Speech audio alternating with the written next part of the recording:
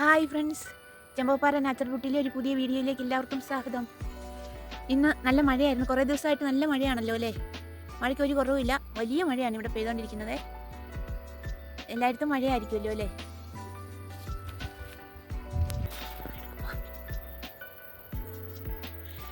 ഇത് ഞങ്ങളുടെ ഒരു ചെത്തിയാണ് കേട്ടോ. ചെത്തിയാണ്. ഇത് കുറേ നാളായി പൂത്തിട്ട്. വലിയൊരു ചെത്തിയായിരുന്നു. പക്ഷേ ഈ വർഷം അത് നല്ലപോലെ ഏകദേശം നല്ലപോലെ പൂത്തിട്ടുണ്ടേ. നല്ല പൂവുണ്ട്.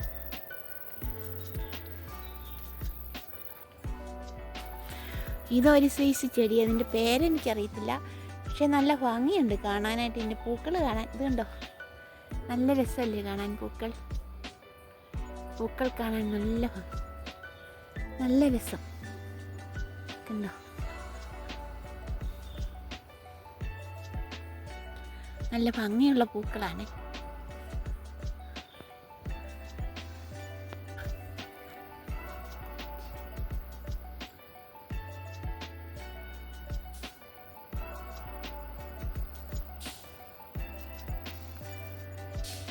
ബീഫ് ഫ്രൈ ഉണ്ടാക്കുവാനായിട്ട് ഞാൻ 1 കിലോ ബീഫ് ചെറുതായിട്ട് ഞുറുക്കി കഴുകി വൃത്തിയാക്കി എടുത്തിട്ടുണ്ട്.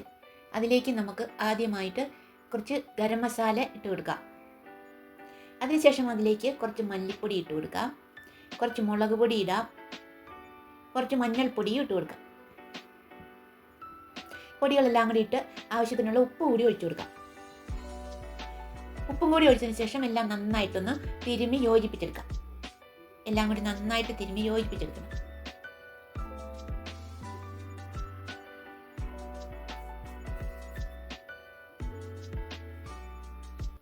കുറച്ച് വെള്ളം കൂടി ഒഴിക്കാം, സ്വല്പം വെള്ളം കൂടി ഒഴിക്കാം. അധികം വെള്ളം വേണ്ട, ഇറച്ചിക്ക് തന്നെ വെള്ളം ഉണ്ട്. ആ വെള്ളം മതി വേകുവാനായിട്ട്. ഇനി നമുക്കിത് മൂടി വെച്ച് വേവിച്ചെടുക്കാം.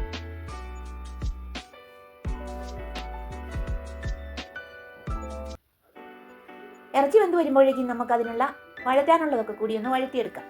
അതിനുവേണ്ടി ചൂടായ ചീനച്ചട്ടിയിലേക്ക് എണ്ണ ഒഴിച്ചു കൊടുത്തിട്ടുണ്ട്. എണ്ണ ചൂടായി വരുമ്പോഴേക്കും അതിലേക്ക് നമുക്ക് ഇഞ്ചി വെളുത്തുള്ളി നന്നായിട്ട് ഇട്ട് വഴറ്റിയെടുക്കാം. ഇഞ്ചിയും വെളുത്തുള്ളിയും വഴറ്റിയെടുത്തതിന് ശേഷം നമുക്കതിലേക്ക് ചെറിയ ഉള്ളി അരിഞ്ഞു വെച്ചിരിക്കുന്നത് ഇട്ട് കൊടുക്കാം. ബീഫ് കറിക്ക് എല്ലായ്പ്പോഴും ചെറിയ ഉള്ളിയാണ് നല്ലത് കേട്ടോ ചേർക്കുന്നത്. അതുകൊണ്ട് ചെറിയ ഉള്ളി കുറേ വൃത്തിയാക്കി നടുവേ കീറി വെച്ചിരിക്കുന്നതായിട്ട് നന്നായിട്ട് വഴറ്റിയെടുക്കാം. ഇനിയും അതിലേക്ക് കുറച്ച് കറിവേപ്പില കൂടിയിട്ട് വഴറ്റിയെടുക്കാം. ഇതെല്ലാം കൂടി നന്നായിട്ട് വഴറ്റിയെടുക്കാം. അതിനുശേഷം അതിലേക്ക് കുറച്ച് പൊടികൾ കൂടി ചേർക്കാം. കുറച്ച് മല്ലിപ്പൊടിയും കുറച്ച് കുരുമുളക് പൊടിയും കൂടി ചേർക്കാം. ബീഫിന് അത്യാവശ്യമായുള്ളതാണല്ലോ കുരുമുളക് പൊടി. ഇതെല്ലാം കൂടി ചേർത്ത് നന്നായിട്ട് വഴറ്റിയെടുക്കാം.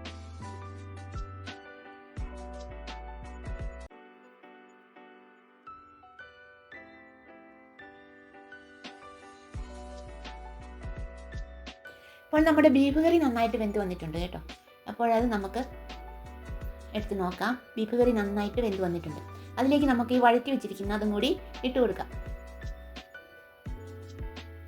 വഴറ്റി വെച്ചിരിക്കുന്നത് കൂടി അതിലേക്ക് ഇട്ട് കൊടുക്കാം. ബീഫ് കറിയിലേക്ക് ഇട്ട് കൊടുക്കാം. ഇട്ട് കൊടുത്ത് എല്ലാം കൂടി നന്നായിട്ട് യോജിപ്പിച്ചെടുക്കാം.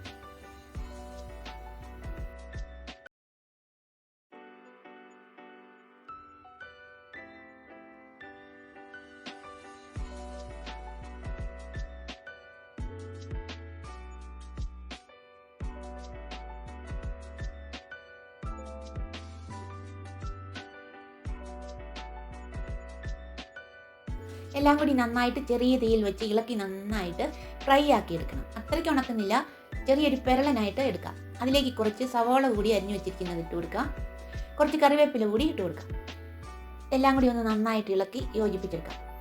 എന്നിട്ടൊരു കുറച്ച് സമയം കൂടി അടുപ്പിലിരുന്നൊന്ന് വേകണം. ചെറിയ തീയിലൊന്നിരുന്ന് ഒന്ന് വേകണം. അപ്പോഴേക്കും ഇടയ്ക്കിടയ്ക്ക് ഒന്ന് ഇളക്കി ഇട്ടും കൂടി കൊടുക്കാവുന്നതാണ്. അങ്ങനെയാകുമ്പോഴേക്കും ഇതിപ്പോൾ നമ്മുടെ ബീഫ് കറി റെഡിയായി വന്നിട്ടുണ്ട് കേട്ടോ. ഇടയ്ക്ക് സവോളയും ഇട്ടിട്ടുണ്ട്. എല്ലാം നന്നായിട്ട് വെന്ത് വന്നിട്ടുണ്ട്. കറിവേപ്പിലയും ഒക്കെ നന്നായിട്ട് വെന്ത് വന്നിട്ടുണ്ട്. അപ്പോൾ നമ്മുടെ ബീഫ് കറി ഇപ്പോൾ റെഡി ആയിട്ടുണ്ട് കേട്ടോ. അപ്പോൾ നമ്മുടെ ബീഫ് കറി റെഡിയായി കേട്ടോ. ബീഫ് ഫ്രൈ ആണ് കേട്ടോ. സൂപ്പറായിട്ട് വന്നിട്ടുണ്ട്. നല്ല സൂപ്പറാണ് ബീഫ് ഫ്രൈ ഇങ്ങനെ ഉണ്ടാക്കിയാൽ. അപ്പോൾ നമുക്ക് ബീഫ് ഫ്രൈക്ക് ഉപ്പുണ്ടോ എന്ന് നോക്കാം. സൂപ്പറാണ് കേട്ടോ. അപ്പോൾ ഇന്നത്തെ വീഡിയോ ഇത്രയേ ഉള്ളൂ. നമുക്ക് അടുത്ത വീഡിയോയിൽ കാണാം. അതുവരെ എല്ലാവർക്കും